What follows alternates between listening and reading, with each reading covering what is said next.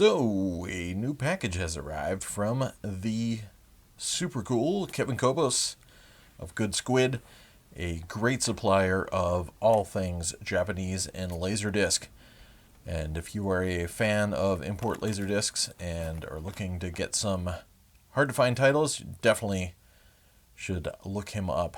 You can find him on the Laserdisc Forever page on Facebook and many other avenues, but he packages things like a beast, as you can tell.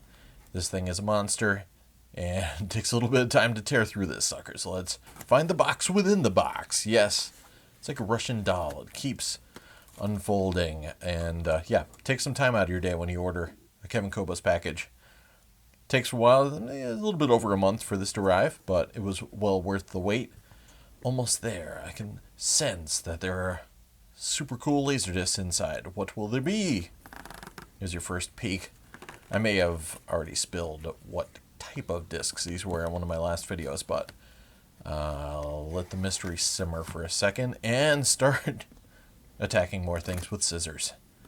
Remember, safety is your first concern when messing with Laserdiscs, so it's best not to hold a camera while you're doing this. So, yes, I've been on a James Bond kick, and Kevin had a ton of killer James Bond discs, sponsored by something. And I decided to pick up a nice stack of Japanese James Bond Laserdiscs. These are the 1993, I believe it was, the widescreen releases. It's a gatefold version of Moonraker. Very nice artwork with the black there. Then he did have some older vintage things too. This is the original early 80s release of From Wussia With Love, but I may have more From Wussia With Loves in there as well. And the widescreen version of Octopussy. All these have the widescreen versions have LD graphics too, which is pretty cool. That was a neat little advert that's in a bunch of these. That's the Dr. No release. The advert says that I think if you have some proof of purchase seals, you can get like a free passport billfold kind of thing. So we got Thunderball, and I noticed that the spines of some of the OBs here have little circles on them, and those are the ones where the original purchaser cut out the proof of purchase and redeemed it. From Wussia With Love, that's the Evergreen reissue. Pan and scan, of course, or close to it.